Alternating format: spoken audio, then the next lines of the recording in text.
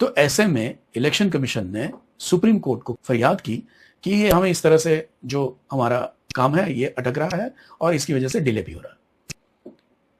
अब 27-28 तारीख तक ये सारा जो SIR की जो प्रोसीजर है वो खत्म करनी है।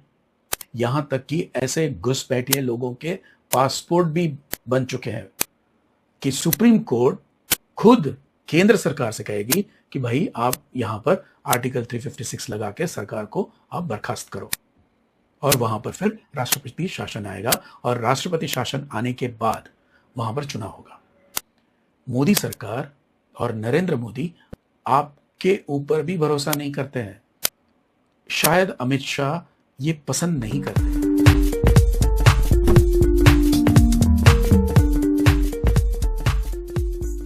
जय हिंद दोस्तों, AKM डीप एनालिसिस में आपका एक और बार फिर से स्वागत है और मैं हूं आपका दोस्त अजय।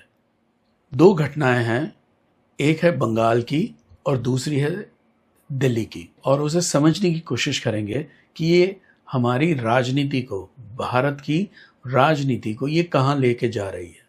बंगाल की बात करते हैं। सुप्रीम कोर्ट ने अपना एक बहुत बड़ा डिसीजन दिया है अभी। उसमें उसने अपने जुडिशियल ऑफिशियल्स को अपॉइंट किया है एज अ BLO। BLO का मतलब है बूथ लेवल ऑफिसर। ये जो हमारे इलेक्शन कमीशन की एक प्रक्रिया होती है SIR, जिसको हम बोलते हैं स्पेशल इंटेंसिव रिव्यू, उसमें सारी जो हमारी मतदाताओं की जो सूची है उसको हम पूरा चेक करते हैं, रिव्यू करते हैं, उसमें काट छाट करते हैं। अगर कोई एडिशन करना है तो करते हैं, निकाल देना है नाम तो निकाल देते हैं। ये सारी प्रक्रिया अपने आप होती है हर एक फिक्स्ड पीरियड के बाद। ये इस बार बंगाल में हो रहा है। बंगाल की सरकार, वहाँ के जो भी इलेक्शन कमीशन के जो ऑफिशियल्स हैं, सबसे पहले तो ये है कि इलेक्शन कमीशन का अपना कोई स्टाफ नहीं है। उसे वो स्टाफ जो है वो राज्य सरकार से वो डेपुटेशन के ऊपर आता है इलेक्शन कमीशन की ड्यूटी के लिए। ममता बनर्जी जो वहाँ की चीफ मिनिस्टर है, उन्होंने इस तरह से कोई भी ऑफिशियल को डेपुटेशन पे भेजने से मना कर दिया। मना उन्होंने खुलेआम नहीं किया, लेकिन उन्होंने भेजा ही नहीं। उनको 15 दिन बोला कि भाई आप A लेवल के ऑफिसर, A ग्रेड के ऑफिसर को आप 15 दिन में भेजिए। 14वें दिन उन्होंने भेजा, लेकिन वो सारे B ग्रेड के ऑफिशियल्स थे जिन्हें अपनी कोई खुद की कोई पावर्स नहीं थी, वो अपने हिसाब से इंडिपेंडेंटली कोई काम नहीं कर सकते थे। तो ऐसे में इलेक्शन कमीशन ने सुप्रीम कोर्ट को फरियाद की कि ये हमें इस तरह से जो हमारा काम है ये अटक रहा है और इसकी वजह से डिले भी हो रहा है।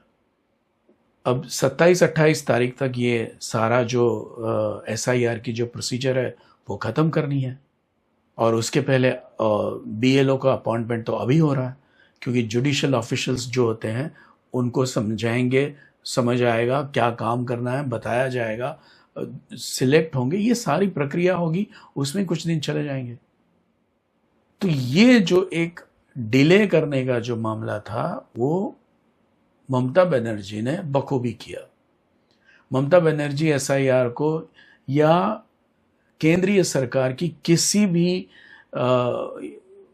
योजना हो या कार्यवाही हो, उसे वो भाव नहीं देती है। ऐसे में सुप्रीम कोर्ट का ये आदेश ममता सरकार के ऊपर एक बहुत बड़ा तमाचा है।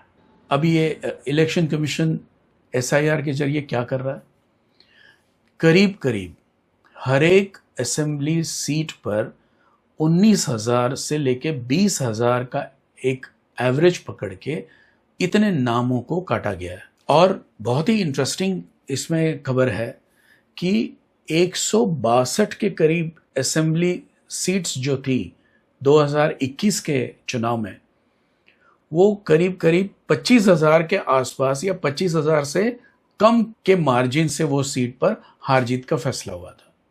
और उसमें से 102 के करीब सीटें जो थी वो तृणमूल कांग्रेस ने जीती थी।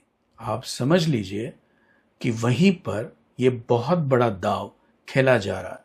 ममता बनर्जी मुस्लिम तुष्टीकरण में इतनी आगे निकल गई है कि उसे अब देश हित के बारे में कोई किसी भी चीज का उसको ख्याल नहीं है। वो ऐसी चीफ मिनिस्टर है जो सेल्फिश है, जैसे सिर्फ अपनी सत्ता चाहिए और वो सत्ता के लिए वो किसी भी हद तक जाने को तैयार है, जिसमें फिर देश का कितना भी अहित उससे उन्हें कोई मतलब। ममता बनर्जी को ये डर लगने लगा है कि उसकी जो मुस्लिम तुष्टीकरण की जो राजनीति है उसका अंत होने वाला है, क्योंकि बहुत सारे बांग्लादेशी वहां से भाग गए हैं, भागने की फिराक में हैं, पकड़े गए हैं, उनके नाम निकाल दिए गए हैं।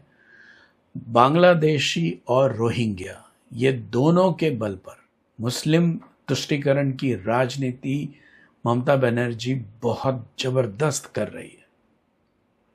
वहां के जो स्थानीय नेता है बॉर्डर के ऊपर के तृणमूल कांग्रेस के, वो बहुत बड़े पैमाने पे ये घुसपैठियों को वोटिंग कार्ड दिलाते हैं, आधार कार्ड बनवाते हैं, सारी सुविधाएं जो भी पेपर वर्क है यहाँ पर, यहाँ तक कि ऐसे घुसपैठिए लोगों के पासपोर्ट भी बन चुके हैं, इंडियन पासपोर्ट। तो ऐसे में ये SIR की प्रक्रिया ममता बनर्जी की जो ख्वाब है फिर से सत्ता में आने का, उसको चकनाचूर कर सकता है। दूसरी घटना जो हुई है वो है दिल्ली में जो आर्टिफिशियल इंटेलिजेंस का जो समिट चल रही थी, वहाँ पर कांग्रेसियों ने अपने कपड़े उतारकर जो प्रदर्शन किया उसने सारे देश को हिला दिया। पूरा देश बड़ा नाराज है कांग्रेस से। मजे की बात यह है, इसका भी आपने भी संज्ञान लिया होगा, कि राहुल गांधी या प्रियंका गांधी या सोनिया गांधी यानी कि गांधी परिवार में से किसी ने भी इस घटना की निंदा नहीं की। इसका मतलब यह हुआ कि इस घटना के पीछे कांग्रेस का हाथ है और गांधी परिवार का हाथ है। ये घटना इतनी विभत्स थी कि सारे संसार के 120 के करीब देश के प्रतिनिधि यहाँ पर भाग ले रहे थे, 30 के करीब राष्ट्राध्यक्ष आए हुए थे और बाकी उसके मिनिस्टर्स और deputy ministers, minister of state के लेवल के जो दूसरे जो लोग हैं वो, और बहुत सारे CEOs, सुंदर पिचाई, गूगल और दूसरे बहुत लोग आए थे। ऐसे में 10 लोग 12 लोगों ने मिलकर इस AI समिट को इन्होंने गेट क्रैश किया, इसमें घुस गए और फिर नारेबाजी की कि PM compromised, PM is compromised. इतनी घटिया राजनीति कर रहे हैं राहुल गांधी, मुझे तो समझ नहीं आ रहा है कि इस लेवल के ऊपर जो बंदा ऑपोजिशन लीडर है भारत का संसद में, वो इस तरह की घटना कर रहा है। ये बिल्कुल कैरेक्टरलेस काम राहुल गांधी ने किया है। राहुल गांधी में बिल्कुल भी किसी भी तरह की कोई भी अकल नहीं है। ये राजनीति करने के लायक नहीं है, इन्हें राजनीति करना नहीं आता है। ये समझते नहीं हैं कि ये राजनीति असल में होती क्या है। 11 साल से वो विपक्ष में बैठते हैं और अगले 111 साल तक भी अगर वो जिंदा रहे तब भी वो सत्ता पक्ष में नहीं है, क्योंकि उन्हें विश्वास है अब कि वो किसी भी हालत में चुनाव नहीं जीत सकते, और जीतकर यानी कि चुनाव वो अपना जातीय तौर पर चुनाव जीत जाएं कहीं पर, क्योंकि उसे जिताने वाले बहुत लोग हैं जो जिन्हें संसद में भेजने में बड़ा मजा आता है तमाशा देखने। ऐसे लोग हैं हमारे देश में जो इसे वोट करते हैं, लेकिन इस बंदे को पूरी तरह से ये आश्वस्त है कि वो कभी प्राइम मिनिस्टर नहीं बनेगा, कभी बीजेपी को नहीं हरा पाएगा, और इसी वजह से उसने सोच रखा है कि अब जब वो जीत नहीं सकता नरेंद्र मोदी के सामने, तो वो इस तरह के घटिया काम करके उसे परेशान करेगा। प्रधानमंत्री ने बहुत सही कहा कि कांग्रेस तो पहले से नंगी है, ये तो इन्होंने आज असल में करके दिखाया कि नंगा कैसे होते हैं। इसके बाद ये जो भी कुछ हुआ, इसमें हमारा खून खौलने लगता है।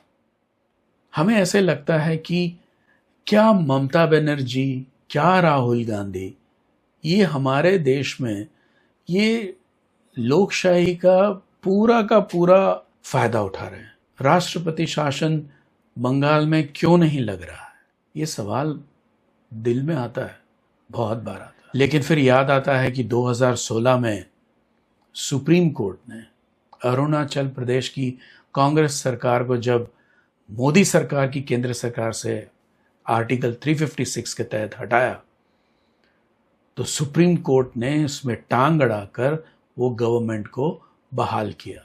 ये अपमान नरेंद्र मोदी नहीं भूले हैं। नरेंद्र मोदी को समझने वाले लोग कहीं पर कुछ चूक कर रहे हैं।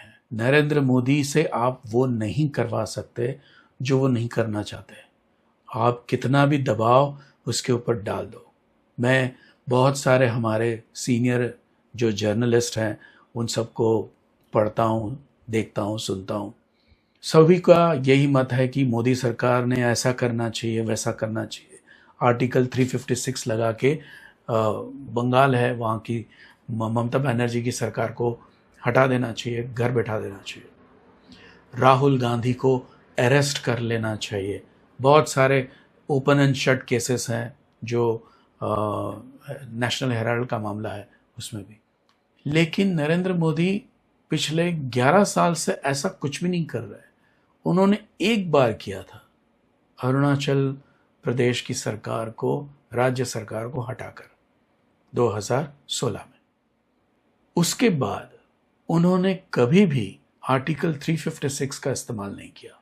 वो कश्मीर हो, वो बंगाल हो, वो तमिलनाडु हो, वो केरला हो या कोई और राज्य हो, उन्होंने ये नहीं किया। दोस्तों, नरेंद्र मोदी को अगर आप समझते हैं तो उन्हें दो चीज़ें याद है। आर्टिकल 356 का वो इस्तेमाल नहीं करेंगे क्योंकि सुप्रीम कोर्ट ने टांग अड़ाई थी। सिचुएशन ऐसी आ रही है दोस्तों कि सुप्रीम कोर्ट को केंद्र सरकार को बोलना पड़ेगा, क्योंकि सुप्रीम कोर्ट तो ऐसा कोई एक्शन नहीं ले सकती है क्योंकि वो एग्जीक्यूटिव नहीं है। उसे सरकार से कहना पड़ेगा कि आपको ये सरकार को बर्खास्त करना पड़ेगा, क्योंकि स्पेशल इंटेंसिव रिव्यू जो चल रहा है SIR, वो 28 फरवरी तक करना है। अगले कुछ दिनों में बंगाल असेंबली की जो अवधि है वो समाप्त हो जाएगी और ऐसे में वहाँ पर राष्ट्रपति शासन लगाना ही पड़ेगा। तो ममता बनर्जी इस तरह से जो SIR में उन्होंने नॉन कोऑपरेशन किया, सरकार को साथ नहीं दिया, इलेक्शन कमीशन को साथ नहीं दिया, अब वो खुद फंस गई। अब उसकी सरकार नहीं होगी जब यहाँ पर इलेक्शन होगा। तो अगले कुछ दिनों में आपको ये नया तमाशा देखने को मिलेगा कि सुप्रीम कोर्ट खुद केंद्र सरकार से कहेगी कि भाई आप यहाँ पर आर्टिकल 356 लगा के सरकार को आप बर्खास्त करो, और वहां पर फिर राष्ट्रपति शासन आएगा और राष्ट्रपति शासन आने के बाद वहां पर चुनाव होगा। यानी कि जब चुनाव होगा तब ममता बनर्जी के पास कोई भी सत्ता नहीं होगी, कोई पावर नहीं होगा, ना पुलिस उसके पास होगी, ना ही कोई मशीनरी राज्य सरकार की उसके पास होगी। तो ये इसको हम बोलते हैं कर्मा, जो वापस आता है। जो आपने कर्म किया है उसका जवाब तो आपको देना पड़ेगा। राहुल गांधी के मामले में सरकार कोई कदम नहीं उठाएगी, ये मैंने मेरे पिछले वीडियो में भी बताया था, क्योंकि राहुल गांधी भाजपा के लिए एक एसेट है, नरेंद्र मोदी के लिए एक एसेट है। नरेंद्र मोदी इलेक्शन जीतने के लिए मेहनत करते हैं और राहुल गांधी कांग्रेस को हराने के लिए मेहनत करते हैं। फिर से मैं कह रहा हूं कि इंदिरा गांधी के समय पे जो गलती मोरारजी सरकार ने की थी वो ये सरकार नहीं करेगी। दोस्तों, आज मैं आपको एक ऐसी बात बताने जा रहा हूं, वो शायद आपको थोड़ी सी चुप है। मोदी सरकार और नरेंद्र मोदी आपके ऊपर भी भरोसा नहीं करते हैं। उन्हें विश्वास नहीं है कि अगर राहुल गांधी को या सोनिया गांधी को जेल में डाला तो आपके कई इमोशंस बाहर नहीं आ जाए और छलकने ना लगे और छलक के बहने ना लगे और बहते बहते नदी में मोदी सरकार को न ले जाए। वो सब कुछ कर रहे हैं। वो देश के लिए जो अपने आप बन सकता है वो करते हैं। लेकिन हम लोग माफ कर देने में इतने बड़े दिल वाले हैं कि सामने वाले का गुनाह नहीं देखते। अगर उसने बड़ा गुनाह किया है तो उसे सजा मिलनी चाहिए, लेकिन हम माफ कर देते हैं। हम गुनहगार के साथ हो चलते हैं और वो जो हम इमोशनली जो उससे अटैच हो जाते हैं उसकी तरफ हमारे दिल में सिंपैथी के बड़े बड़े सागर की लहरें वो उछलने लगती। नरेंद्र मोदी उस लहरों से डरते हैं और इसके लिए कोई ऐसा कदम नहीं उठाएंगे। हालांकि वो अब देख रहे हैं, सरकार देख रही है और मुझे तो लगता है शायद अमित शाह ये पसंद नहीं करते हैं। मेरे पास ऐसा कोई आधार नहीं है, लेकिन ये मैं अपनी गट फीलिंग से बोल रहा हूं। तो अब इन्होंने एक एक्सपेरिमेंट किया है। उन्होंने यूथ कांग्रेस के नेता को गिरफ्तार किया है। अब देखा जाएगा कि उसका देश में क्या रिएक्शन आता है और फिर धीरे धीरे जो कदम है वो राहुल गांधी, सोनिया गांधी और रॉबर्ट वाड्रा की तरफ बढ़ेंगे। दोस्तों, आज के लिए बस इतना ही। मेरे इस वीडियो को आप लाइक करें, अपने दोस्तों में शेयर करें। आपको कंटेंट कैसा लगा उसके बारे में कमेंट करें और अपने विचार ज़रूर रखें। मेरे इस चैनल को सब्सक्राइब करना और बेल आइकन दबाना बिल्कुल भी ना भूलें। मिलते हैं फिर नए वीडियो में किसी नए विषय के साथ। तब तक जय हिंद, वंदे मातरम, भारत माता की जय।